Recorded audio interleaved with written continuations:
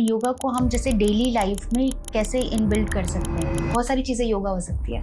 आपका अच्छा सोचना, आपका किसी की तरफ काइंडनेस दिखाना, अपने मैट पर रोज शो अप करना भी योगा है। कि योगा अपने आप ही लाइफ में इंक्लूड हो जाए। तो योगा के ना 4 पथ होते हैं: कर्म योग, भक्ति योगा, राजयोग, फिर आता है आपका लास्ट में ज्ञान योग। तो अगर ये 4 पथ ऑफ योगा आप अपनी लाइफ में, मैं बोलूँगी अगर 10-10% भी रोज करो। What is the difference between gym exercise और योगा? और ये जो वर्ड है ना, fitness and gym and yoga, मुझे लगता है ये अलग अलग नहीं है, ये सब एक साथ है। फिजिकल वर्कआउट करना कितना इम्पोर्टेंट है लाइफ में? बहुत इंपॉर्टेंट है। आजकल हम बस बैठे रहते हैं। हाँ। 10 मिनट ऑफ फूड डिलीवरी, आज के रेट में हमारा फिजिकल मूवमेंट कम हो गया है। अप्रॉक्सीमेट 50,000 लोगों को अभी तक आप योगा सिखा चुके हैं। क्योंकि एक टाइम पे योगा बहुत एक क्रेडिबल करियर हाँ। नहीं माना जाता था। तो क्या फेस योगा हेल्प करता है सच में?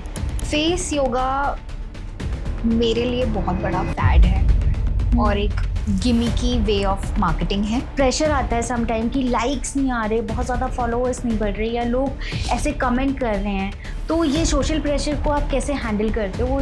No views, no likes, comments भी नहीं आते थे, बहुत प्रेशर फील होता है, बहुत बुरा लगता है। इंडिया में जो वेलनेस कोचिंग है, इसको मेन स्ट्रीम में लाया जा रहा है, ऐसा लगता है आपको?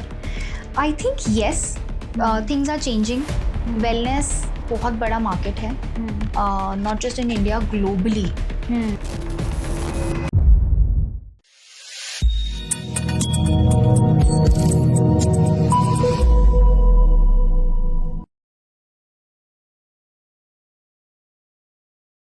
नमस्ते everyone, welcome to another episode of Soch matters. आज का पॉडकास्ट बहुत ही स्पेशल होने वाला है क्योंकि जो हमारी गेस्ट हैं वो ना केवल योगा और वेलनेस की बातें करती हैं, इनफैक्ट उसको बखूबी जीती भी हैं।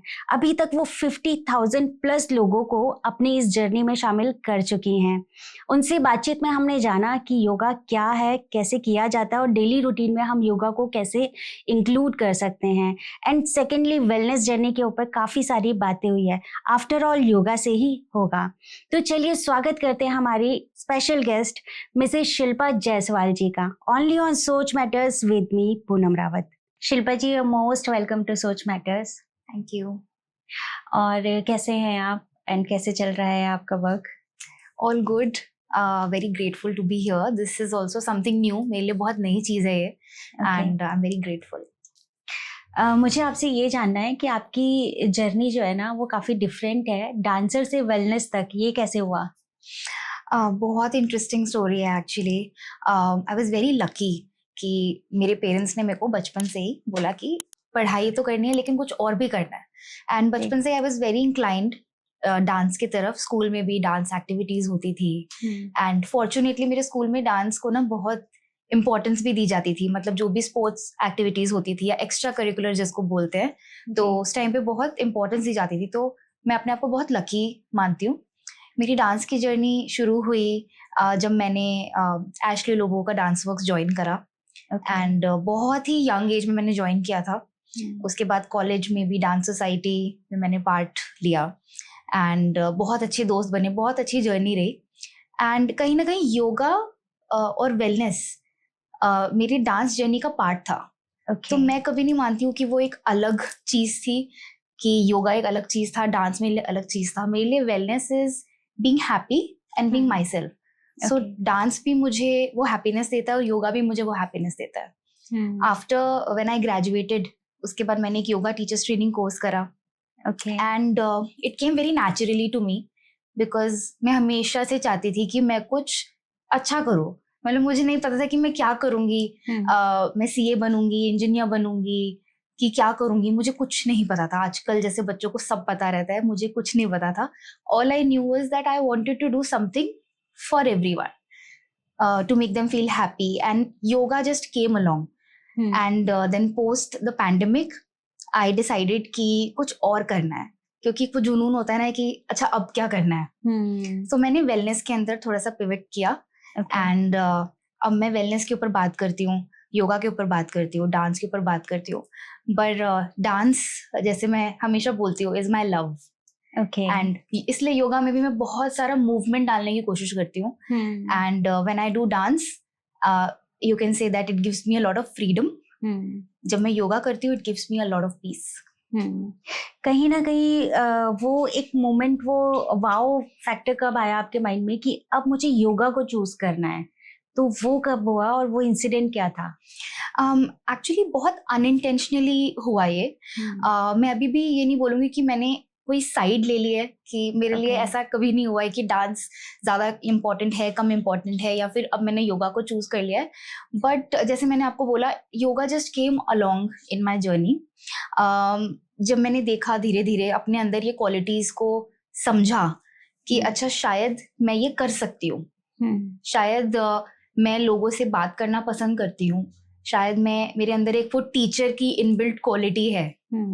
तो तब मैंने सोचा कि अच्छा हाँ, योगा भी किया जा सकता है। एंड क्योंकि योगा से आपको ऑब्वियसली बहुत पीस मिलता है, आपका माइंडसेट बहुत इम्प्रूव होता है, बहुत सारी ऐसी चीजें होती हैं जो आपको अपने बारे में पता ही नहीं होती और आपको योगा करने से पता चल जाती है। एंड जब मैंने वो चख लिया तो मुझे लगा कि there is no looking back. And hence आप कह सकते हो कि मैंने योगा को अपनी एक वेलनेस जर्नी का पार्ट बना लिया। करेक्ट। जैसे आपने बोला कि योगा बहुत कुछ चेंज करता है इंटरनली, है ना? तो वो चेंजेस क्या हैं और योगा को हम जैसे डेली लाइफ में कैसे इनबिल्ड कर सकते हैं? सो जैसे हम सब आजकल देखते हैं कि सोशल मीडिया का एज है, हम सब बहुत अनअवेयर हैं। आज की डेट में हम लोग नंबर्स के पीछे भाग रहे हैं, कितने लाइक्स आएंगे, कितने व्यूज आएंगे, कोई कंटेंट पोस्ट किया तो अब कितने व्यूज आए, कितने लोगों ने कमेंट किया, मेरी स्टोरी किसने देखी, कितने लोगों ने देखी। हम लोग इतना ज्यादा social media likes, views and validation के पीछे भाग रहे हैं कि हम अपने अंदर झांकना ही भूल गए हैं। हम खुद को जानते ही नहीं है, हम अवेयर ही नहीं है कि हम क्या कर रहे हैं, हम क्या बोल रहे हैं, हम कैसे शब्द निकाल रहे हैं। एंड योगा ने कहीं ना कहीं मेरे को वो एक आउटलेट कह सकते हो वो दिया जहाँ पे मैं खुद को ना एक्सप्रेस कर पाई। एंड देन ऑब्वियसली बिकॉज मैं मूवमेंट भी करती थी, मैं मेडिटेशन भी करती थी, कहीं ना कहीं मैंने ये चीज समझी कि अगर मैं इसको अपनी डेली लाइफस्टाइल का एक पार्ट बना लूं तो कितना अच्छा हो जाएगा। जैसे हम लोग जिम करने जाते हैं, हम लोग सोचते हैं कि अच्छा अभी कोई फंक्शन आ रहा है तो चलो जिम करेंगे, कोई कीटो डाइट करेंगे, कोई क्रैश डाइट करेंगे। हमारी बॉडी वो सर्वाइव ही नहीं कर सकती है, ठीक है, क्योंकि वो क्रैश डाइट है या वो क्रैश वर्कआउट है। लेकिन अगर हम उसी चीज को अपनी लाइफ का पार्ट बना लें, और बहुत लोग ऐसा समझते हैं कि योगा मतलब बहुत इंटेंस वर्कआउट या कोई एक्सरसाइज ये है, बट ऐसा कुछ नहीं है। बहुत सारी चीजें योगा हो सकती है। आपका अच्छा सोचना, आपका किसी की तरफ काइंडनेस दिखाना, आपका अपनी तरफ काइंडनेस दिखाना भी एक योगा है। अपने मैट पर रोज शो अप करना भी योगा है। आपको किसी के लिए कुछ अच्छा करना, अच्छा बोलना, एनिमल्स के लिए अच्छा करना, अच्छा खाना खाना, अपनी बॉडी को अच्छी चीजें देना, वो भी योगा है। तो ये आप डेली लाइफ में बहुत इजीली कर सकते हो, बस थोड़ी सी सेल्फ अवेयरनेस की जरूरत है। करेक्ट। तो ये बताइए शिल्पा जी कि कैसे डेली लाइफ में योगा को लाया जाए, और जो हमारी ऑडियंस है उनको वो शॉर्ट टिप्स बताइए कि योगा अपने आप ही लाइफ में इंक्लूड हो जाए। सबसे पहली बात तो योगा के ना 4 पथ होते हैं। हाँ। कर्म योग मतलब आपका डिवोशन आपके काम की तरफ, selfless act of service without thinking कि इसका क्या रिजल्ट होगा, उस रिजल्ट से ऑब्सेशन को हटा देना। तो कर्म योगा करना है, अपने काम के ऊपर ध्यान देना है, बहुत शिद्दत से, बहुत डेडिकेशन से अपने काम को करना है, रिजल्ट की परवाह नहीं करनी है। भक्ति योगा आपका डिवोशन गॉड की तरफ, तो कोई भी गॉडली फिगर हो, चाहे वो आपके पेरेंट्स हो या फिर कोई भी, अगर आप गॉड को मानते हैं उसकी तरफ आपका डिवोशन, सत्संग में जाना, भजन सुनना, अच्छी चीजें सुनना, ठीक है, वो भी बहुत इंपॉर्टेंट है। वो भी आप डेली लाइफ में इजीली कर सकते हैं। फिर आता है आपका राजयोग, मतलब आपका मेडिटेशन की तरफ एक इंक्लिनेशन होना, ठीक है, तो वो आता है राजयोग। फिर आता है आपका लास्ट में ज्ञान योग, मतलब नॉलेज, विजडम, सेल्फ एक्सप्लोरेशन। आप अपने अंदर कितना झांक के देखना चाहते हो कि आप एक्चुअली में क्या हो। तो अगर ये 4 पथ ऑफ योगा आप अपनी लाइफ में, मैं बोलूंगी अगर 10-10% भी रोज करो, मैं ये नहीं कह रही सब एक दिन कर लो, पर अगर 10-10% भी रोज करो, अच्छी चीजें सुन लो, अपने काम की तरफ अच्छे से डेडिकेशन से आप अपने काम पे जाइए, विदाउट रिजल्ट, विदाउट थिंकिंग कि ये एक अटैचमेंट है मेरे काम की तरफ और इसका एक रिजल्ट यही आना चाहिए। लेकिन सेल्फलेसली आप काम करो, मेडिटेट करो, अच्छी चीजों के बारे में सोचो, अच्छी चीजें बोलो, तो आप योगा इजीली कर सकते हो। एक कॉमन मैन जो सुबह 9 to 5 जॉब करता है वो भी कर सकता है, एक एंटरप्रेन्योर या फिर कोई फाउंडर भी कर सकता है, और आप और मैं जैसे लोग भी कर सकते हैं। हाँ, वेरी नाइस। मुझे आपकी बात से ना ये थोड़ा सा इंटरकनेक्ट हो रहा है कि अगर तो हमारा बिजी शेड्यूल भी है तो आई थिंक योगा वो नहीं है कि आपको मैट ओपन करके उस पर बैठना है ना। शायद योगा हम बैठे बैठे भी कर सकते हैं अपने मेंटल पीस के लिए, और अगर बिजी शेड्यूल है तो शायद हम डे टू डे लाइफ में इसको फॉलो कर सकते हैं। तो ये थोड़ा सा 1-2 टिप्स आप बताइए कि आज का जो इतना बिजी शेड्यूल है ना, उस पे अगर हम ऑफिस में भी हैं तो भी वो कौन से 1-2 योगा हैं जो हम मतलब ट्राई कर सकते हैं, मतलब एटलीस्ट वी शुड स्टार्ट ना, कुछ तो करें। तो वो कुछ क्या होना चाहिए वो आप थोड़ा सा बताइए। एक्चुअली बहुत लोग ना, जैसे हम ये सुनते आए हैं कि योगा एक पर्टिकुलर एक एक्सरसाइज है, एक फॉर्म ऑफ एक्सरसाइज है, तो हम लोग ना योगा को बहुत ज्यादा एक फिजिकल आसना प्रैक्टिस से रिलेट करते हैं। ठीक है, तो मैं आपको बस ये बोलना चाहूंगी कि योगा सिर्फ फिजिकल नहीं होता है। जैसे मैंने आपको बोला, सिर्फ मैट पे शो अप करना भी योगा है। ठीक है, और जितनी भी ये 5 minutes of yoga, 10 minutes of yoga, या फिर yoga for skin, yoga for belly fat reduction, ये जितनी भी चीजें हम सोशल मीडिया पे देखते हैं वो सुनने में तो बहुत इंटरेस्टिंग लगती हैं, बहुत आसान लगती हैं, लेकिन ऐसा कुछ एग्जिस्ट नहीं करता है। तो मैं सबको यही बोलूंगी कि शॉर्टकट्स नहीं ढूंढिए। अगर आप योगा एक्चुअली करना चाहते हैं, चाहे आप बिजी हो चाहे कुछ हो, गुरु को ढूंढिए, find a teacher and class लीजिए। चाहे मैं ये नहीं बोल रही हूँ कि आप जाके क्लास लीजिए, अपने घर पे क्लास लीजिए, लेकिन अपनी प्रैक्टिस को एक गुरु के अंडर कीजिए, बिकॉज उससे आपको बहुत मदद मिलेगी। तो ये जो फैड्स हैं, 10 minutes of yoga, 7 minutes of yoga, या फिर yoga for this and that, इनसे दूर रहिए। 1 घंटा निकालिए अपने दिन में। क्योंकि योगा यही बोलता है कि अल्टीमेट जो एक रिजल्ट है योगा का, वो जॉय एंड हैप्पीनेस है। और अगर हम खुद के लिए ही वो समय नहीं निकाल सकते खुद की बॉडी को जॉय देने के लिए, तो लाइफ का कोई पर्पस नहीं है। So take out at least 1 hour, if not 1 hour, take out 40 minutes for yourself. Sit on your mat, meditation practice कीजिए, ब्रीदिंग एक्सरसाइजेस कीजिए, योगा आसनास कीजिए, थोड़ी सी रिफ्लेक्शन कीजिए, अच्छे लोगों से बात कीजिए, गुरु से बात कीजिए, अपने रिफ्लेक्ट कीजिए आपकी प्रैक्टिस कैसी रही, मैं क्या कर सकती हूँ। तो ये सब चीजें आप अपनी डेली लाइफ में करेंगे तो बहुत आसान है, बहुत इजीली आप योगा को इंकलकेट कर सकते हैं। Nice, well said. मुझे ये बताइए, what is the difference between gym exercise और योगा? मैं हमेशा से, मेरे को ऐसे लगता है कि हर चीज का एक पर्पस होता है। आप जो भी चीज करते हो उसका एक पर्पस है। अगर आप योगा कर रहे हो तो एक फिजिकल फिटनेस आपका पर्पस है, पर उसके साथ साथ mental fitness, spiritual fitness, social fitness, ये भी बहुत इंपॉर्टेंट है, और योगा वो आपको देता है। जिम में अगर आप जाते हैं तो जिम का जो स्ट्रेंथ ट्रेनिंग है वो आपकी योगा प्रैक्टिस को बहुत कॉम्प्लीमेंट कर सकता है, वो आपकी आसना प्रैक्टिस को बहुत कॉम्प्लीमेंट कर सकता है।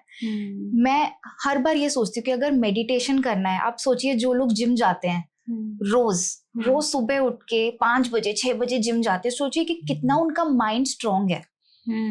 एक level of dedication and discipline उन्होंने अचीव करा है। तो ये जो प्रैक्टिस है और ये जो वर्ड है ना, fitness and gym and yoga, मुझे लगता है ये अलग अलग नहीं है, ये सब एक साथ है। हमें पता होना चाहिए कि हम इन प्रैक्टिसेस को कोलैबोरेटली कैसे यूज करें। तो कोई भी प्रैक्टिस अगर अकेले हो रही है और अगर आप उस प्रैक्टिस को किसी और अच्छी प्रैक्टिस के साथ ज्वाइन कर देंगे तो बहुत इम्प्रूवमेंट होगी, बिकॉज योगा आपको एक इमोशनल स्पिरिचुअल वे में आपको स्ट्रॉन्ग बनाएगा, और जो स्ट्रेंथ ट्रेनिंग है जो हम जिम जाके करते हैं वो आपको फिजिकली बहुत स्ट्रॉन्ग बनाएगा, और आपकी योगा के भी फिजिकल आसन्स में आपकी हेल्प करेगा। So my request to everyone is कि इन चीजों को ना अलग अलग मत सोचिए कि ये आपकी फिटनेस का एक इम्पॉर्टेंट हिस्सा है और इनको मैं कैसे साथ में कर सकती हूँ, कैसे मैं 3 दिन योगा कर सकती हूँ, 2 दिन मैं जिम जा सकती हूँ, 1 दिन मैं सिर्फ मेडिटेट कर सकती हूँ, और 1 दिन मैं खुद को रेस्ट दे सकती हूँ। कितना जरूरी है अपने मतलब फिजिकल वर्कआउट करना, कितना इम्पोर्टेंट है लाइफ में? बहुत इंपॉर्टेंट है। आजकल हम बस बैठे रहते हैं। हाँ। 10 मिनट ऑफ फूड डिलीवरी, घर पे बैठे बैठे आप ऑर्डर कीजिए, 2 मिनट में आपका सामान आपके डोर के सामने होता है। हाँ। पहले क्या होता था, पापा पैसे देते थे करेक्ट। कि दूध जाके ले आओ, हाँ। तो वही लाइन में लग के दूध लेके आते थे, मम्मी के साथ सब्जियां लेने जाते थे। आज के डेट में हमारा फिजिकल मूवमेंट कम हो गया है। आज के डेट में हम एसी के ऑफिसेज में बैठते हैं, हम बहुत सारी चीजें ऐसे करते हैं कि हमें अवेयरनेस ही नहीं है कि हमारा फिजिकल फिटनेस बिल्कुल जीरो हो गया है। तो फिजिकल फिटनेस बहुत इंपॉर्टेंट है। कोई भी चीज अगर ऐसे स्टेगनेंट रहेगी तो टाइट हो जाएगी। तो कोशिश हमेशा ये करनी है कि फिजिकल फिटनेस को बहुत ज्यादा इंपॉर्टेंस देनी है। चाहे आप बैठे भी हुए हैं, बहुत देर से काम कर रहे हैं, 2 घंटे से काम कर रहे हैं, पोमोडोरो टेक्निक, आपने 25 मिनट्स ऑफ वर्क किया, 5 मिनट के लिए उठ जाइए और आसपास बस वॉक कीजिए। ये कौन सी टेक्निक है? Pomodoro technique. ओके। तो जब मैं कॉर्पोरेट्स में जाती हूँ, जब हाँ, मैं ऑफिस वाले लोगों से बात करती हूँ, तो वो Okay. बहुत परेशान रहते हैं हाँ, कि हाँ। हम बस एक जगह बैठे रहते हैं लैपटॉप के सामने, हम उठते ही नहीं है। मैं अपने कितने सारे दोस्तों को देखती हूँ, वो लैपटॉप के सामने ही बैठे रहते हैं।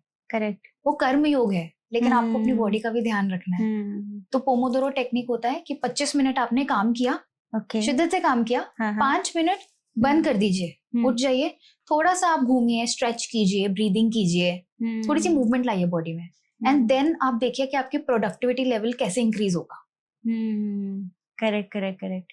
आज के टाइम पे ना ये भी एक प्रॉब्लम है काफी लोगों में कि वो अपने वर्क को तो मतलब काम को टाइम देते हैं, लेकिन अपनी फिजिकल फिटनेस को टाइम नहीं देते या उसकी इम्पोर्टेंस को नहीं अंडरस्टैंड कर रहे हैं कि वो कितना इम्पोर्टेंट है।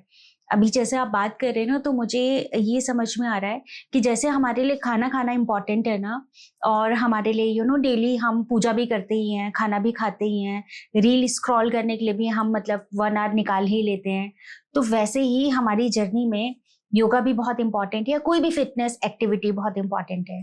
yes. यहाँ पे मुझे अभी एक ऐसा लग रहा है जैसे जो आपकी जर्नी है ना, ये वेलनेस कैटेगरी में आती है ना, लेकिन आप बेसिकली योगा कर रहे हैं, तो योगा कैसे आप वेलनेस के अंदर लेकर आते हैं और कैसे मानते हैं कि ये भी एक वेलनेस का पार्ट है? देखिए, जो वेलनेस है ना, वो एक बहुत बड़ी कैटेगरी है, और आज के डेट में वेलनेस की जो मार्केट है इन द कमिंग 10 years वो इतनी बड़ी होने वाली है। योगा उसका एक छोटा सा पार्ट है। कभी कभी ना हम ये सोचते हैं कि हमें अगर वेलनेस अचीव करनी है तो हमें सिर्फ योगा करना है, लेकिन जैसे मैंने बताया कि योगा का अल्टीमेट डेस्टिनेशन या फिर हमारी लाइफ का अल्टीमेट डेस्टिनेशन भी पीस है, हैप्पीनेस है, जॉय है। तो अगर आपको कुछ और करने से वो पीस और जॉय मिल रहा है, जैसे अगर आपको जर्नलिंग करने से, किताब में आपको अपने थॉट्स लिखने से जॉय मिल रहा है, आप वो कीजिए। अगर आपको अपने लिए फूल खरीदने से जॉय मिल रहा है, आप वो कीजिए जी। तो वेलनेस एक, आप सोच सकते हो, एक बड़ी कैटेगरी है, उसके अंदर योगा एक उसका एक पार्ट है, जैसे जिम उसका एक पार्ट है, या फिर कोई भी डांस एक्टिविटी या गार्डनिंग करना, अपने साथ टाइम स्पेंड करना, अपनी फैमिली के साथ टाइम स्पेंड करना, अपनी फाइनेंशियल प्लानिंग करना, वो सब वेलनेस के अंदर आता है। तो वेलनेस में मैं मानती हूँ कि कुछ मैं वेलनेस को पर्सनली 5 टाइप्स में डिवाइड करती हूँ कि physical wellness, mental wellness, emotional wellness, social wellness and financial wellness. तो ये बहुत इंपॉर्टेंट है। तो जहाँ पे योगा शायद आपके फिजिकल वेलनेस के अंदर आएगा, आपका मेडिटेशन या breath work emotional mental wellness के अंदर आएगा, देन आप स्पिरिचुअलिटी को आप स्पिरिचुअल वेलनेस के अंदर डाल सकते हैं, एंड देन फाइनली आप अपनी लाइफ में क्या कर्म कर रहे हैं, फाइनेंसेस अपने प्रॉपर्ली मैनेज करना, सेव करना, अपनी फ्यूचर के बारे में सोचना, वो फाइनेंशियल वेलनेस में आएगा। तो इस तरीके से वेलनेस को आपको देखना है, अपने आप को रिस्ट्रिक्ट नहीं करना है कि ये कोई वन सॉल्यूशन फिट्स ऑल नहीं है। मे बी मेरे लिए योगा बहुत मेरे को रिजल्ट देता है, मे बी आपके लिए, आपको लगता है मैं 1 घंटे प्राणायाम की प्रैक्टिस करूंगी, मुझे वो ज्यादा अच्छा लगेगा। तो आपको देखना है कि आपको क्या खुशी मिल रही है करने से, एंड अपनी वेलबींग के ऊपर ध्यान देना है। अगर किसी को बहुत ज्यादा एंजाइटी है, स्ट्रेस है, तो उस मैटर में आप कौन सा योगा उनको सजेस्ट करेंगे? सो स्टिमुलेशन देनी है बॉडी को। अगर मैं ऑलरेडी बहुत डिप्रेस्ड हूँ, मैं बहुत दुखी हूँ, मुझे समझ नहीं आ रहा है कि मुझे क्या करना है, मेरी लाइफ रुक गई है, मेरे थॉट्स रुक गए हैं, मैं बेड से उठ ही नहीं पा रही हूँ, और अगर उस टाइम में मैं आपको बोलूंगी कि आपको ब्रीदिंग करनी है, आपको नहीं समझ आएगा। करेक्ट। तो आपको अपनी बॉडी को स्टिमुलेट करना है, मूवमेंट करनी है। तो उठ जाइए, अपने मैट पे आ जाइए, थोड़ा सा वॉक कीजिए अपने मैट पे, थोड़ी सी स्ट्रेचिंग कीजिए, खुद को पुश कीजिए, ठीक है। थोड़ी सी बेसिक स्ट्रेचिंग एक्सरसाइजेस करें, ठीक है। बैलेंस के लिए वृक्षासन कीजिए, ठीक है। सूक्ष्म व्यायाम कीजिए, जो कि योगिक लैंग्वेज में हम कहते हैं कि एक वार्म अप, अच्छा, वो कीजिए। बस ये बहुत डिफिकल्ट चीजें नहीं करनी है। वृक्षासन क्या होता है? वृक्षासन मतलब ट्री पोज। अच्छा, तो ट्री पोज आपको जैसे स्टेबिलिटी देता है। हमारा माइंड बहुत घूम रहा है, बहुत डिप्रेस्ड है, बहुत एंग्शियस है, बहुत सैड है, तो ओवरथिंक कर रहे हैं, हाँ, इसीलिए बहुत सैड है, क्योंकि लग रहा है कि सब खत्म हो गया है, आगे क्या करें। वृक्षासन कीजिए, क्योंकि आपके थॉट्स को वो थोड़ा सेंटर में लाएगा। ओके, ठीक है। तो अपनी बॉडी को स्टिम्युलेट करना है, रुकना नहीं है। तो उस प्रैक्टिस में आप अनुलोम विलोम नहीं करेंगे, क्योंकि आपके जो बॉडी है वो और डाउन हो जाएगी। तो अगर प्राणायाम करना है तो कपाल भाती कीजिए, ब्रेथ ऑफ फायर, ठीक है। अपनी बॉडी को थोड़ा स्टिम्युलेशन देंगे, ठीक है। तो इसीलिए बोला जाता है, अगर कोई इंट्रोवर्ट होता है तो हम उसको बोलते हैं कि कपाल भाती कीजिए, थोड़ी ऐसी एक्सरसाइजेस कीजिए या फिर ऐसा योगा कीजिए कि आप थोड़ा बाहर आए, खुद को एक्सप्रेस कर पाए, ठीक है। तो अगर डिप्रेशन है, एंजाइटी है, तो अपनी जो योगा क्लास है, अपने योगा इंस्ट्रक्टर को बोलिए कि मेरी बॉडी को थोड़ा सा स्टिम्युलेट कराइए, ठीक है। खुद की बॉडी को और डाउन नहीं करना है। ठीक है। अभी आपने बोला कि जैसे आपने बोला कि अनुलोम विलोम नहीं करना है, लेकिन मैंने सुना है कि बहुत सारे लोग कहते हैं जब भी आपको एंजाइटी स्ट्रेस फील हो तो आप अनुलोम विलोम करो, तो ये क्या है मतलब? तो अनुलोम विलोम क्या है आपका? एक तरीके से नाड़ी शोधन है, हाँ, ठीक है। बहुत सिंपल लैंग्वेज में, हमारा राइट साइड होता है बॉडी का, लेफ्ट साइड होता है sun and moon, masculine energy and feminine energy. हम उसको एक तरीके से बैलेंस करते हैं, करेक्ट। एंड जितने भी प्राणायाम आज की डेट में है हमारे पास, बहुत सारे प्राणायाम है, उनको करने के बहुत तरीके हैं। अनुलोम विलोम एक छोटा सा पार्ट है उसका। तो हर प्राणायाम का अपना एक यूज है। जैसे मैंने आपको बताया कि अगर मैं बहुत दुखी हूँ और अगर मैं कोई ऐसी चीज करूँ कि जो मेरे को और डाउन ले आए, मतलब और मुझे काम कर दे, तो वो चीज वर्क नहीं करेगी। तो अगर आप बहुत दुखी हो, आप बहुत डिप्रेशन में हो, आप एंजाइटी में हो, और आप अनुलोम विलोम कर रहे हो, आपको शायद सोचने में आपको लगे कि आपको वो हेल्प कर रहा है, पर अगर आप लॉन्ग टर्म सोचो तो आपको आपको स्टिमुलेट करना है, तो आपको कपालभाति करना है, आपको भस्त्रिका करना है, जिससे आपके जो अंदर के इमोशंस हैं वो बाहर आए। आपको इमोशंस को अंदर ही नहीं रखना है। करेक्ट। जैसे अगर आपको बहुत गुस्सा आता है तो क्या हुआ, बॉडी बहुत ओवर स्टिमुलेटेड है, आपको उसको नीचे लाना है, तो अब आप करेंगे अनुलोम विलोम। ओके, ठीक है। तो जैसे अगर कोई चीज बहुत गर्म है तो उस पर ठंडा पानी डालेंगे, है ना। तो अगर गुस्सा आ रहा है, बहुत बीपी बहुत हाई रहता है, बहुत जल्दी ओवर रिएक्ट करते हो सिचुएशंस में, तो अनुलोम विलोम करें, उज्जयी ब्रेथ करें। इनसे क्या होगा कि आपकी जो बॉडी है, internal body and your mind, वो थोड़ा काम होगा। तो इन प्राणायाम के जो यूजेस हैं और ये कब करने चाहिए, वो बहुत इंपॉर्टेंट है। मतलब वो भी डिफरेंट है कि सिचुएशनल बेस्ड है कि अभी ये सिचुएशन है तो आई थिंक ये वाला प्राणायाम करना है, ऐसा कुछ? अच्छा, ओके, वेरी नाइस। जो आपकी जर्नी है ना, वो बहुत ही फैंटास्टिक रही है। आपने अप्रॉक्सीमेट 50,000 लोगों को अभी तक आप योगा सिखा चुके हैं, तो वो जर्नी कैसे रही? और किसी एक ऐसा क्लाइंट जिसकी जर्नी आपको याद हो कि हाँ ये फैंटास्टिक था और मुझे ये समझाने में बड़ा मजा आया? एक्चुअली जब मैंने अपनी योगा जर्नी को ना आगे थोड़ा सा, अगर मैं सोचूं पीछे जाऊं एक्चुअली, और मैं देखूं कि मेरी योगा जर्नी कैसी रही है, बहुत डिफरेंट, मतलब बहुत अप्स एंड डाउन्स रहे हैं। क्योंकि एक टाइम पे योगा बहुत एक क्रेडिबल करियर नहीं माना जाता था। एंड इनिशियली जब मैंने शुरू भी किया था तो मेरे को बहुत लोग क्वेश्चन पूछे थे कि अच्छा योगा तो करते हो लेकिन और क्या करते हो? अब आप मुझे बताइए कि आपकी अब डेली रूटीन क्या है और आप कैसे योगा के साथ साथ अपना डेली रूटीन को फॉलो करते हैं?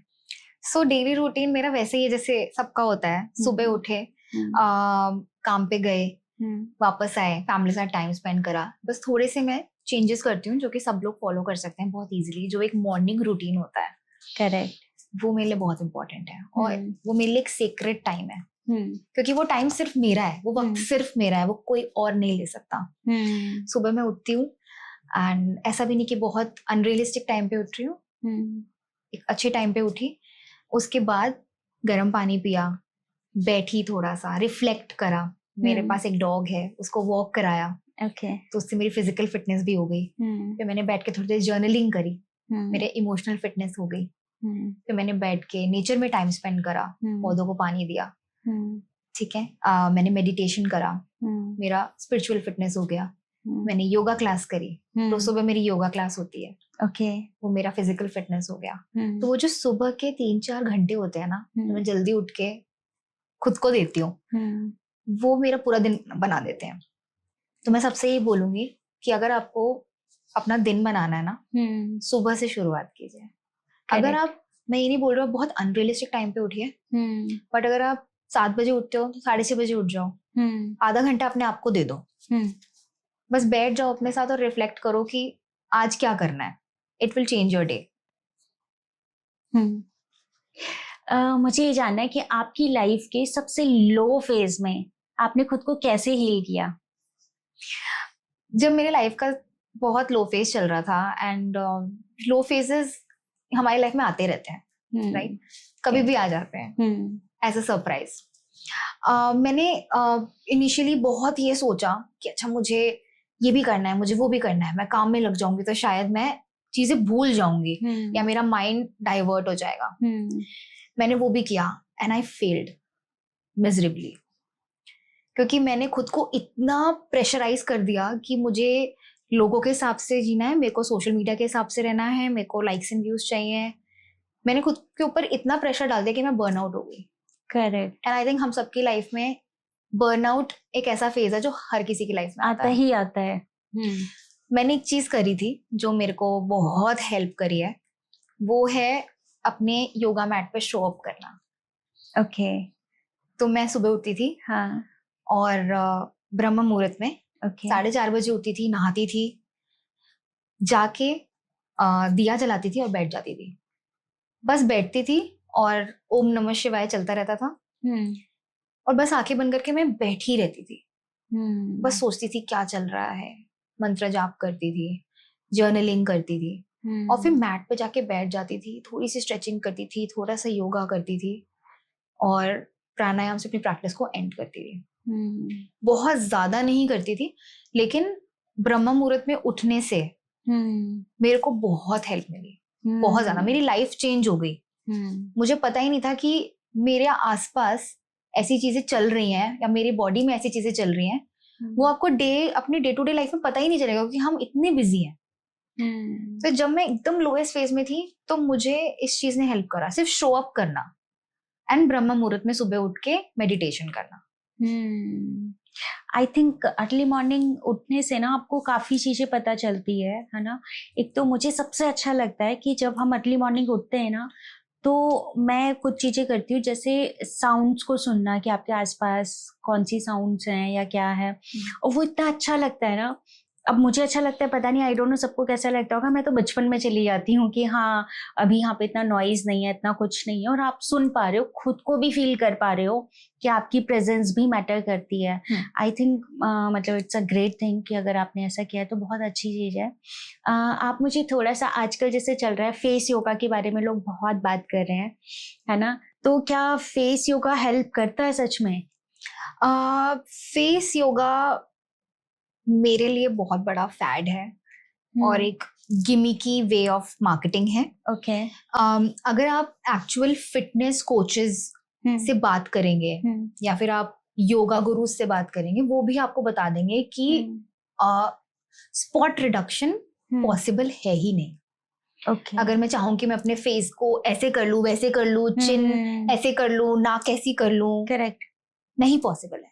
ये साइंस के ही अगेंस्ट है, तो ये पॉसिबल है ही नहीं। लेकिन जैसे मैंने आपको बताया कि सोशल मीडिया का जमाना है, क्लिक बेटी चीजें चलती हैं, शॉर्टकट सबको चाहिए, मेहनत किसी को नहीं करनी। तो फेस योगा एक ऐसा तरीका है जहाँ पे हमारी जो हेल्थ एंड वेलनेस इंडस्ट्री के साथ साथ एक ब्यूटी इंडस्ट्री भी है, जो हमारे लिए बहुत ऐसे स्टीरियोटिपिकल स्टैंडर्ड सेट कर देती है कि हमें ऐसे ही रहना है। हाँ, और अगर हम ऐसे नहीं है तो हमारा कोई वजूद ही नहीं है, हम वो एक ब्यूटी स्टैंडर्ड में फिट नहीं होते हैं। यस। एंड फेस योगा ने कहीं ना कहीं अपने आप को वहां पर एक एस्टैब्लिश करा है।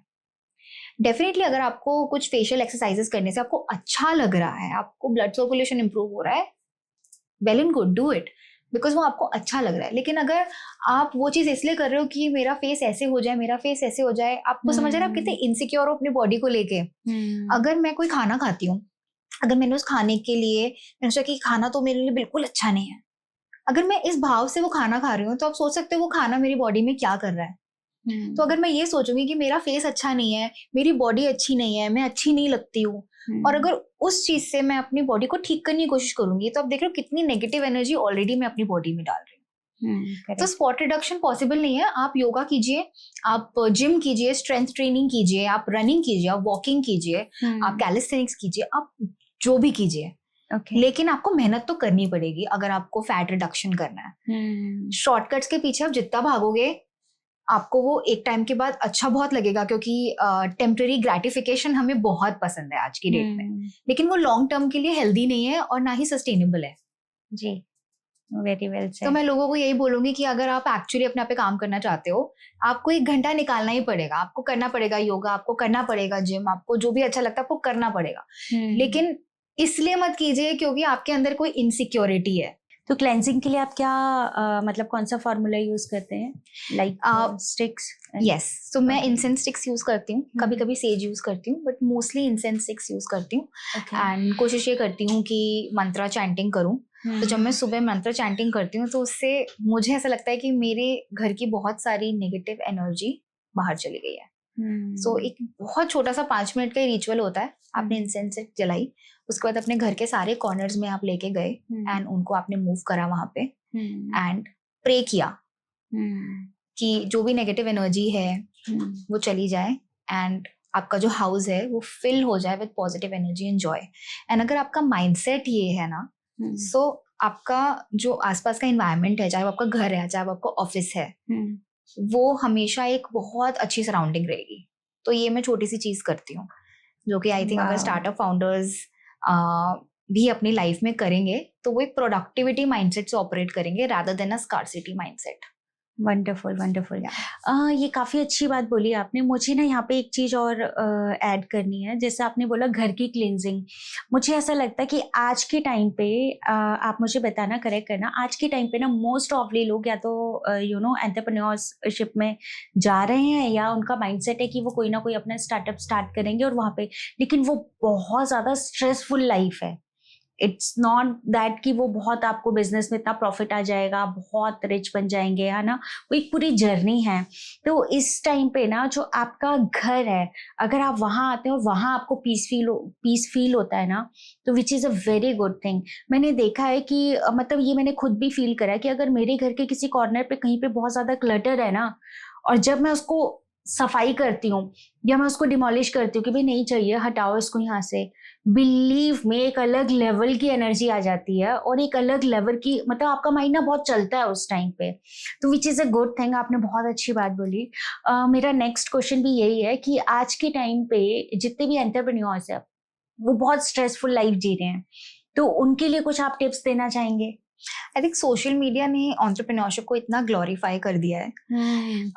स्टार्टअप बनाना है, यूनिकॉर्न बनाना है, हसल कल्चर, पूरे टाइम हम किसी चीज के पीछे भाग ही रहे हैं। किस चीज के पीछे भाग रहे हैं हमें खुद नहीं पता। हमें ये नहीं पता कि हम क्या चाहते हैं। हम कभी अपने आप से नहीं पूछते हैं that who are we actually. And startup culture इतना ज्यादा बढ़ रहा है और बढ़ेगा आगे जाके, लेकिन उसके साथ साथ आपका स्ट्रेसफुल लाइफ, मंडेन लाइफस्टाइल और एक बहुत ही ज्यादा no movement, no stimulation lifestyle भी इंक्रीज होगा। तो कोशिश यही करनी है आपको। बेसिक चीजें हैं, अगर आप ये चीजें कर लेंगे ना, 3 चीजें, तो एज अ फाउंडर या फिर एज समबडी जो घर में है, आपको बहुत अच्छा लगेगा। सबसे पहले उठते ही अपना बेड बनाइए। सबसे पहले उठते, क्योंकि आपका जो बेड है ना, ऑलरेडी उसके अंदर इतनी सारी एनर्जीज हैं। आप सोए हैं, आपने वहां पे सब कुछ पड़ा हुआ है बेड पे। आप उसको सबसे पहले उठ के give yourself 5 minutes, think of it कि आपके दिन की नई शुरुआत है। सबसे पहले अपना बेड बनाइए। आपको इमिडिएटली दिखेगा quick change in your mood, आपको लगेगा now I am ready to start my day. हाँ, करेक्ट. सेकेंड चीज, हाइड्रेट कीजिए. सबसे पहले उठ के मलासन में पानी पीजिए एंड अपनी बॉडी को हाइड्रेट कीजिए. यू विल नोटिस कि आप इतना ज्यादा अच्छा फील करेंगे. आप अपनी बॉडी को सबसे पहले पानी देंगे. आपने सबसे पहले अपनी बॉडी को एक नरिश कर दिया मॉर्निंग में उठते. अगेन आपका मूड क्विकली बूस्ट हो गया. उसके बाद थर्ड हमें जो चीज करनी है जो बहुत इंपॉर्टेंट है वो है जर्नलिंग. अब यहाँ पे मैं आपके टू डू टास्क के बारे में बात नहीं कर रही हूँ. मैं यहाँ पे बात कर रही हूँ कि आपको कैसा लग रहा है उस पर्टिकुलर मोमेंट पे, चाहे वो अच्छा हो चाहे वो बुरा हो, जो भी हो, अपने इमोशंस को लिखिए. जब तक आप उसको लिखेंगे नहीं तब तक आप उसको फील नहीं करेंगे, क्योंकि आज की डेट में हम सब कुछ बस देख रहे हैं, हम बस स्क्रॉल कर रहे हैं, हम उसको फील नहीं कर रहे हैं. तो एक जर्नल अपने पास रखिए और सबसे पहले उठते ही, चाहे आपने बेड साइड पे रखा एंड उठते ही आपने लिखा how did my previous day go, what can I make, how can I make my present day better. Okay. And write 3 things that make me grateful every day. ये 3 चीजें बस आपको consistency से आपको लिखनी है रोज, कम वॉट में. Okay. And you will see an immense change in your mindset. Correct. तो अगर आप स्टार्टअप फाउंडर हैं, आपकी लाइफ में बहुत स्ट्रेस है, आपको बहुत चीजें मैनेज करनी है, पर अगर आप ये 3 चीजें करके देख लो, you will come back to me and you will tell me that these small things work, because ये बहुत छोटी चीजें हैं लेकिन ये बहुत इम्पैक्टफुल चीजें हैं. Correct correct. फैंटास्टिक. ये बहुत अच्छा लग रहा है सुनने में. इनफैक्ट मुझे लगता है ना कि फिर हम अपनी जब आज से 1 महीने बाद जब अपनी जर्नलिंग देखते हैं तो हमें लगता है कि अच्छा हम ऐसा भी फील कर रहे थे, या मतलब हम इस सिचुएशन से भी गुजरे हैं. तो वो बहुत अच्छी बात आपने बोली. एक्चुअली बहुत बार ऐसे हुआ है कि जैसे अगर मैं कुछ फील कर रही हूँ और मैंने कोई स्टोरी डाली है तो मुझसे लोगों ने ऐसे बोला है कि अरे तुमने तो अपने इमोशंस ऐसे दिखा दिए, तो कोई तुमसे क्यों योगा सीखेगा अगर तुम खुद ही इमोशनली इतनी वीक हो. And that made me think, am I really emotionally weak? क्या उनके बोलने से मैं इमोशनली वीक हो गई? नहीं, I am a very strong human being. And मेरी योगा प्रैक्टिस मुझे यही सिखाती है कि अपने इमोशंस को फेस करो. मैं अपने स्टूडेंट्स को भी यही बोलती हूँ कि अपने इमोशंस को फेस करो. अगर आप वो इमोशंस दबा के रखोगे वो कभी ना कभी बर्स्ट करेंगे. तो अगर आप जो भी फील कर रहे हो, बी वेरी ओपन. बहुत बार योगा प्रैक्टिस में ऐसे होता है कि लोग रोने लगते हैं. मेडिटेशन करते हुए आंखें बंद करके लोग रोने लगते हैं. आपके जो सारे अनएड्रेस्ड इमोशंस है ना वो एकदम सरफेस लेवल पे आ जाते हैं and then it just burst out. तो वो बहुत इंपॉर्टेंट चीज है कि आप रेगुलरली अपनी लाइफ में ऐसी प्रैक्टिसेस करो कि आप अपने इमोशंस को एक्सेप्ट करो. Whatever my emotions are, I accept them the way they are because they are a part of me. They are not away from me. They are not a different entity. वो मैं ही हूँ. चाहे मैं खुश हूँ, चाहे मैं दुखी हूँ, चाहे मैं एंग्शियस हूँ, मेरा डिसीजन जो भी रहा है वो मेरा पार्ट है. तो इमोशंस को आप एक्सेप्ट कीजिए. And I would like to say कि हमारे एजुकेशन सिस्टम में भी हमें ये सिखाना चाहिए. छोटे बच्चों को सिखाना चाहिए कि अपने इमोशंस को कैसे टैकल करना है, अपने इमोशंस को छोड़ना नहीं है. बहुत लोग ऐसे बोलते हैं कि मेडिटेशन मतलब माइंड को कंट्रोल करना. अगर वो कंट्रोल है तो वो योगा है ही नहीं. बिकॉज योगा का मतलब ही है कि फ्रीडम, अल्टीमेट आपको फ्रीडम मिल जाएगी हर चीज से. तो अगर मैं अपने माइंड को कंट्रोल कर लूंगी तो वो कुछ नहीं, एक ऑब्सेशन है कंट्रोल करने की हर चीज, एक ईगो है. लेकिन योगा में ईगो और कंट्रोल का कोई रोल है ही नहीं. सो जैसे आप हो आप खुद को एक्सेप्ट कीजिए, अपने ऊपर काम कीजिए, अपने इमोशंस को एक्सेप्ट कीजिए, let it flow, be vulnerable. Because जब तक आप वल्नरेबल नहीं होंगे ना, जैसे एक बच्चा होता है ना, जब वो गिरता है तो उठ जाता है अपने आप. करेक्ट. उसको कोई डर ही नहीं है. तो कभी कभी अपने इनर चाइल्ड को ना अलाइव रखना.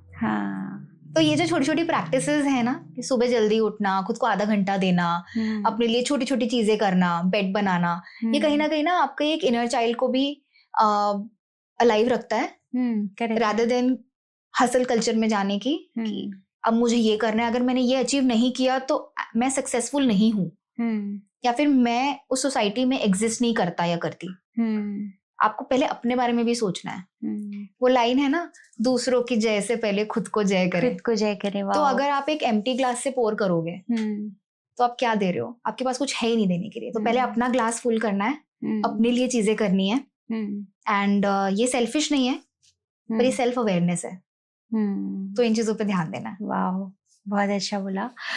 मुझे ना यहाँ पे एक क्वेश्चन, जब आप अभी बात कर रहे थे तो आपने बोला कि because you are social media influencer also, है ना, आप ऑनलाइन क्लासेस भी दे रही हैं, आप इंस्टाग्राम पे भी काफ़ी एक्टिव हैं। तो ये जो सोशल प्रेशर आता है, जैसे आपने बोला कि वो कहते हैं कि आपने अपने अपने इमोशंस को कैसे शो किया, है ना, ये जो सोशल प्रेशर आता है सम टाइम कि लाइक्स नहीं आ रहे, बहुत ज़्यादा फॉलोअर्स नहीं बढ़ रहे, या लोग ऐसे कमेंट कर रहे हैं, तो ये सोशल प्रेशर को आप कैसे हैंडल करते हो? वो स्ट्रेस को कैसे आप स्ट्रेस आउट करते हो? बहुत प्रेशर फील होता है। मतलब इनिशियली ऐसे होता था कि मैंने कुछ पोस्ट किया, बहुत मेहनत करी, काम ही नहीं किया, just tagged, no views, no likes, comments भी नहीं आते थे। बहुत प्रेशर फील होता है, बहुत बुरा लगता है कि आपने किस चीज पे इतनी मेहनत करी है, करेक्ट, एंड वो चली नहीं, वो लोगों ने पसंद नहीं करी। बट क्या आप देख सकते हो, इसमें एक चीज बहुत प्रॉब्लमैटिक है कि लोगों ने पसंद नहीं करी। क्या वो मैंने पसंद करी? तो मैं बहुत बर्नआउट हो जाती थी। एंड आई ओपनली एक्सेप्ट कि मैंने बहुत टाइम तक कंटेंट दूसरे लोगों के लिए बनाया है कि उन्हें क्या पसंद आएगा, या एल्गोरिथम के लिए बनाया है। पर आज की डेट में आप मेरी प्रोफाइल पे जाओ, मेरा सारा कंटेंट सिर्फ मेरे लिए है। And as I told you, it is me, it is my decision, and everything that I do is a part of me. तो मैं जो भी करती हूँ बहुत कॉन्शियसली करती हूँ। तो अब मैंने उस चीज से, आप बोल सकते हो, एक छोटा सा एक एस्केपिज्म ढूंढ लिया है। ठीक है, but it's a very nice thing, क्योंकि जब आप लाइक्स और व्यूज के पीछे भागते हो ना, वो एक इंस्टेंट ग्रेटिफिकेशन जो है कि मैंने एक पोस्ट डाला, उस पर जाके चेक किया कि कितने लाइक्स आ गए, कितने कमेंट्स आ गए, that is nothing but instant gratification. What will happen when that thing is not there? When that validation is not there? So better is to remove yourself from there and अपने कर्मयोग पे focus करना है. जो कर रहे हो आप, सेल्फलेसली अपने वर्क पे फोकस्ड रहना है, डिवोटेड रहना है, विदाउट द ऑब्सेशन कि मेरे इतने लाइक्स आएंगे, इतने कमेंट्स आएंगे, इतने व्यूज आएंगे. And actually when you will start doing that, people will start noticing this. And this has happened with me. So I will say, as a social media impactor, not influencer, I want कि मेरा अब जो content है वो हर किसी की life को positively impact करे, चाहे वो 50 लोग क्यों ना हो. पर अगर मैं 50 लोगों में भी डिफरेंस बना पा रही हूँ, it's not less, right? So rather than thinking कि जब तक वो 5 लाख को मैं इम्पैक्ट नहीं करूंगी तब तक मैं सक्सेसफुल नहीं हूँ, अब मैं उस माइंडसेट से ऑपरेट ही नहीं करती हूँ. फॉर मी, अगर वो 50 लोग भी मेरा कंटेंट देख के बोलेंगे कि शिल्पा, मैंने आपका ये मॉर्निंग रूटीन प्रैक्टिस किया था, मुझे बहुत हेल्प मिली, that is a win for me. Very true. I think काफ़ी अच्छा आपने आंसर किया है, क्योंकि आज के टाइम पे ना ये जो स्ट्रेस है ना, ये इतना स्ट्रेसफुल बन जाता है. जब हम सोशल मीडिया में कदम रखते हैं ना, तो ऐसा लगता है कि ये जर्नी बहुत ईजी होगी, बट ये इट्स नॉट सो ईजी. ये it's a full time job. तो आज के टाइम पे आपको क्या लगता है शिल्पा जी, इंडिया में जो वेलनेस कोचिंग है, इसको मेन स्ट्रीम में लाया जा रहा है, ऐसा लगता है आपको? I think yes, things are changing. Wellness बहुत बड़ा मार्केट है, not just in India, globally लोग वेलनेस की तरफ बहुत इंक्लाइंड है. आज की डेट में अगर आप देखोगे, अगर कोई जेंजी है, उनके पेरेंट्स भी जिम जाते हैं. करेक्ट. एक वो जेंजी बच्चा भी जर्नलिंग करता है. हमारे मॉम डैड इतना नहीं करते थे, ज्यादा वॉक किया, पर वो और चीजें नहीं करते थे. तो एक जो वेलनेस माइंडसेट है ना, वही इंप्रूव हो रहा है, और साथ साथ वेलनेस कोचिंग भी बहुत ऊपर जा रही है और जाएगी और सिर्फ बढ़ेगी, क्योंकि इतना ज्यादा स्ट्रेस है, क्योंकि स्ट्रेस सिर्फ बढ़ेगा. तो हर किसी को एक आउटलेट चाहिए खुद को इम्प्रूव करने का, और इसलिए वेलनेस कोचिंग बढ़ेगी. But I would still say that it's not very organized, and बहुत लोग शायद इसको नहीं भी लेंगे, because pay parity is not there in wellness coaching या योगा. अभी भी बहुत सारे ऐसे लोग हैं बाहर के जो यूरोप से, यूएस से, बहुत डिफरेंट डिफरेंट कंट्रीज से आते हैं इंडिया अपनी योगा टीचर्स ट्रेनिंग करने के लिए, एंड वहाँ पे जाके योगा का नाम रोशन करते हैं, बहुत ही ट्रेडिशनली योगा को स्प्रेड करते हैं। लेकिन इंडिया में हम वो नहीं करते हैं। आज की डेट में भी हमारे स्कूल्स में योगा एक सब्जेक्ट नहीं है। करेक्ट। आज की डेट में भी योगा को बहुत सीरियसली नहीं लिया जाता। ये माना जाता है कि योगा तो सिर्फ एक चैरिटी वर्क है, इंस्ट्रक्टर्स वेल पेड नहीं है, तो वो एक वेलनेस कोचिंग को अपना फुल टाइम करियर नहीं ले पाते। कहीं ना कहीं उनको साइड में कुछ ना कुछ करना पड़ता है उस चीज को सस्टेनेबल रखने के लिए। बट आई रियली होप कि गवर्नमेंट कुछ ऐसे स्टेप्स ले जहाँ पे वेलनेस कोचिंग हो या योगा कोचिंग हो, फिटनेस कोचिंग हो, वो भी एक फुल टाइम करियर बन सके, एंड इसकी रेन्यूमरेशंस भी बहुत अच्छी हो, just like any other work field that we have. आपने इंटरनेशनल क्लाइंट्स को भी काफी हैंडल किया है, तो वो एक्सपीरियंस कैसा है आपका? Very good. Every student is same. Her student का कहीं ना कहीं वही प्रॉब्लम्स हैं, फिजिकल फिटनेस पे ध्यान देना है या स्पिरिचुअल फिटनेस पे ध्यान देना है। एवरी स्टूडेंट इज सेम, लेकिन एक जो कल्चर डिफरेंस है ना, वो बहुत चेंज हो जाता है। मैंने कहीं ना कहीं ये नोटिस करा है कि जो भी मेरे फॉरेन स्टूडेंट्स हैं, कहीं ना कहीं वो बहुत इंटरेस्टेड हैं योगा के बिल्कुल डीप जाने में एंड उस चीज को एक्सेप्ट करने में। करेक्ट। पर कहीं ना कहीं क्या है कि क्योंकि वो लोग इतने इवॉल्व है ना, कोई भी बाहर की कंट्री है वो अभी हमसे देखो थोड़ी आगे है, ठीक है। यहाँ पर अभी हम लोग इमोशंस को जानना हमने शुरू किया है। तो कोई इंडियन क्लाइंट जब मेरा होता है ना, तो वो कहीं ना कहीं इसीलिए आते हैं क्लास में कि उनको अपनी फिजिकल फिटनेस पे ही ध्यान देना है। अगर आप उनको थोड़ा सा भी फिलॉसफी के बारे में बताओगे ना, वो बोर हो जाते हैं। करेक्ट। उनको वही चाहिए कि फिजिकल फिटनेस, मेरा फैट लॉस करा दो, मेरा वेट लॉस करा दो, मेरा ये कम करा दो, मेरा वो कम करा दो। बट ये चीज मैंने नोटिस करी है फॉरेन स्टूडेंट्स में कि और टीचर्स में, कि वो एक्चुअली हमारे ट्रेडिशनल योगा को उठा के और इतने ब्यूटिफुली बाहर स्प्रेड कर रहे हैं। They will speak the Sanskrit language, वो अपने आसन के नाम को संस्कृत में बोलेंगे, वाओ, लेकिन हम लोग इंग्लिश में बोलेंगे। हाँ, करेक्ट। तो हम प्राउड ही नहीं है उस चीज को लेके। तो ये चीज मैंने ना बहुत बिग डिफरेंस नोटिस करा है, क्योंकि मैं काफी ग्लोबल क्लाइंट्स के साथ भी काम करती हूँ, वो बहुत अप्रिशिएट करते हैं। तो मेरे को ऐसा लगता है कि अगर हम वो चीज इम्बाइब करें और हम अपने कल्चर को उतना ही ज्यादा रिस्पेक्ट करें और शेयर करें, तो it is going to be very beautiful. Wow, fantastic. कितनी अच्छी बात बोली है कि वो लोग हमारे आसन को भी संस्कृत में अच्छे से आई थिंक वो जो फॉरेन कल्चर है ना, वो हमें अंडरस्टैंड करता है कि योगा इट्स जस्ट नॉट कि आपको फिजिकल फिटनेस पे जाना है, इट जस्ट कि आपको मेंटली खुद को एनहांस करना है, आपको वो पीस फील करना है ना। तो ये है योगा का मतलब। There are many teachers in India जो बहुत अच्छा काम कर रहे हैं, बहुत अच्छे योगा टीचर्स हैं, कंटेंट क्रिएटर्स हैं, जो कि योगा के बारे में या फिर एक हमारी ट्रेडिशनल फिलॉसफी कल्चर के बारे में बात कर रहे हैं, फिटनेस के ऊपर बात कर रहे हैं, वेलनेस के ऊपर बात कर रहे हैं। बहुत सारे अच्छे लोग हैं, जैसे भावेश जी हो गए या फिर जया किशोरी हो गई। तो ये सारे लोग हैं जो इन चीजों के बारे में बात कर रहे हैं जी। एंड मैं खुद भी सीखती रहती हूँ लोगों से। मैं देखती हूँ कि कितना नॉलेज है, कोई नॉलेज की कमी ही नहीं है। तो वो हमेशा बोलते हैं ना कि अगर आपको लर्न करना है ना, गुरु विल अपीयर। गुरु कहीं से भी आपके सामने आ जाएगा, लेकिन आपके अंदर वो लर्निंग का एक वो होना चाहिए कि मैं एक एम्प्टी ग्लास से जाऊं और फिर मैं उस ग्लास को फुल करके बाहर निकलूं।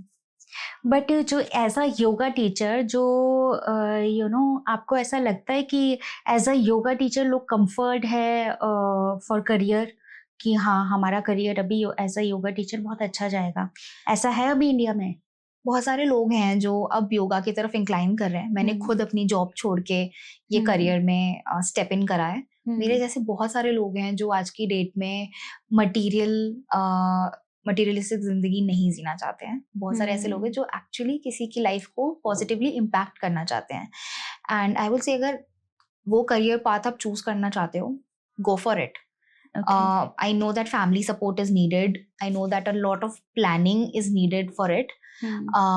But definitely there are people जो ये step ले रहे हैं. It's a difficult step to take.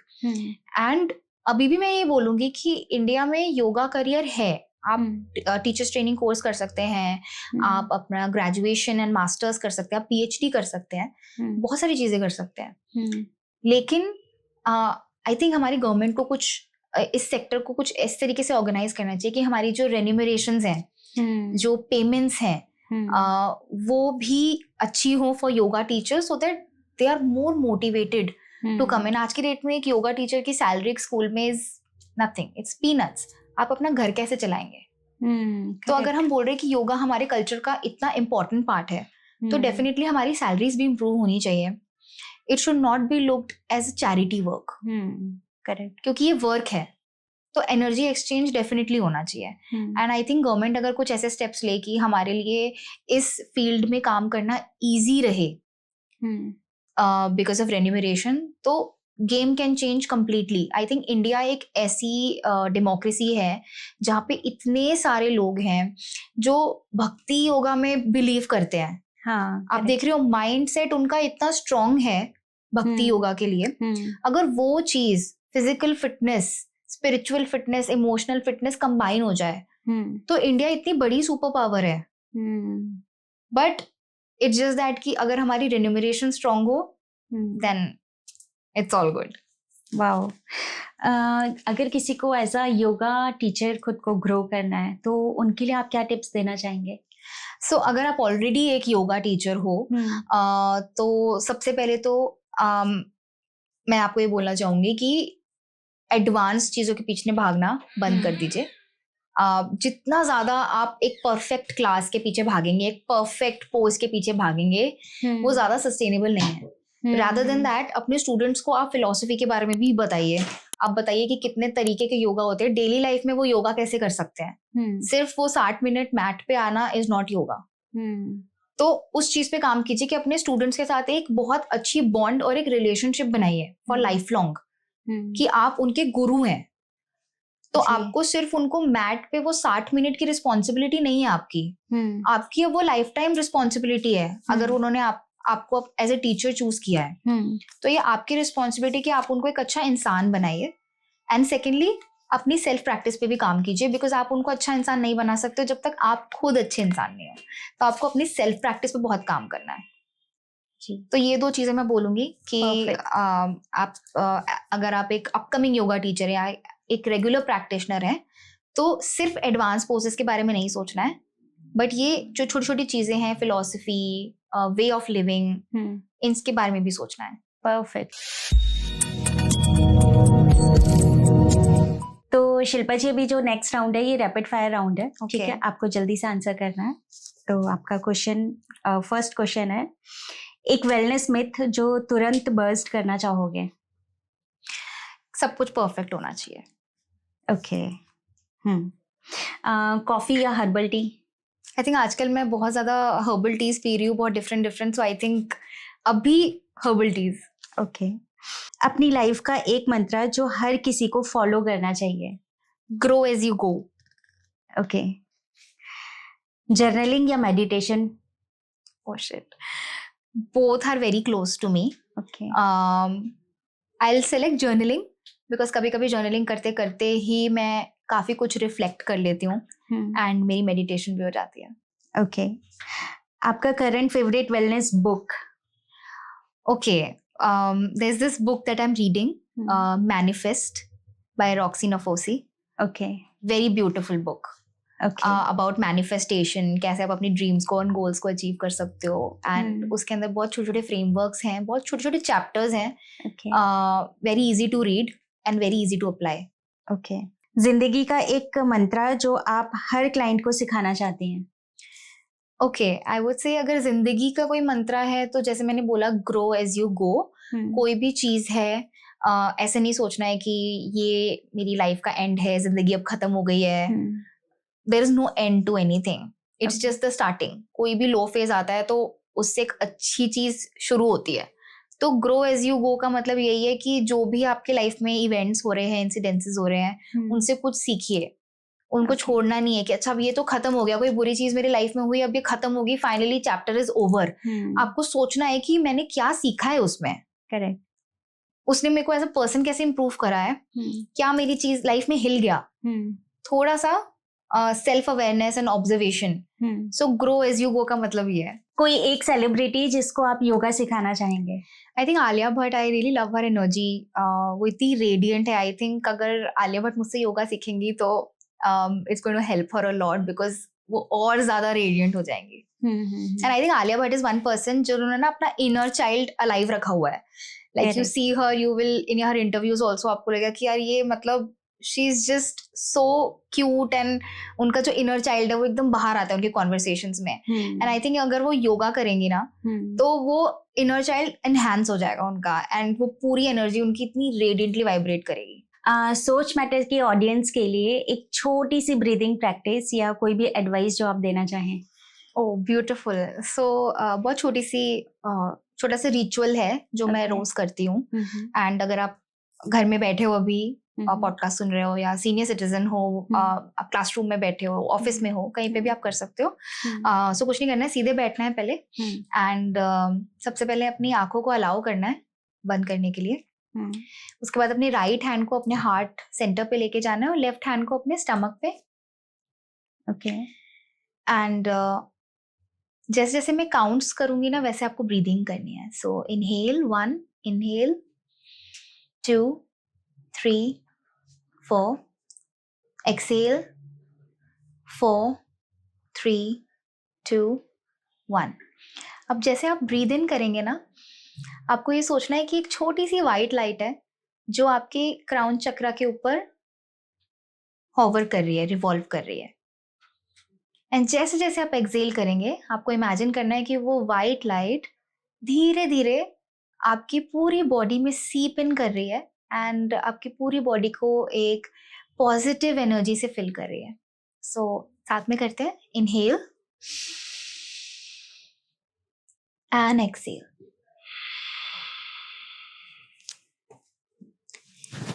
Inhale and exhale. And अब अपने चेहरे पे छोटी सी स्माइल रखनी है, एंड अपने हाथों को एक साथ लेके आना है नमस्कार मुद्रा में. धीरे धीरे अपनी आंखों को ब्लिंक करके खोलना है.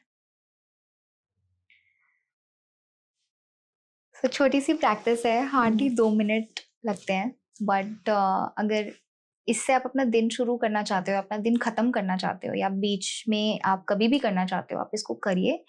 एंड जब आप आंखें खोलेंगे ना, you will be a new person. Very nice. बहुत अच्छी फीलिंग भी आ रही थी. It was a wonderful conversation with you. Wish you all the best. Thanks for joining us. Thank you so much. Thank you for inviting me.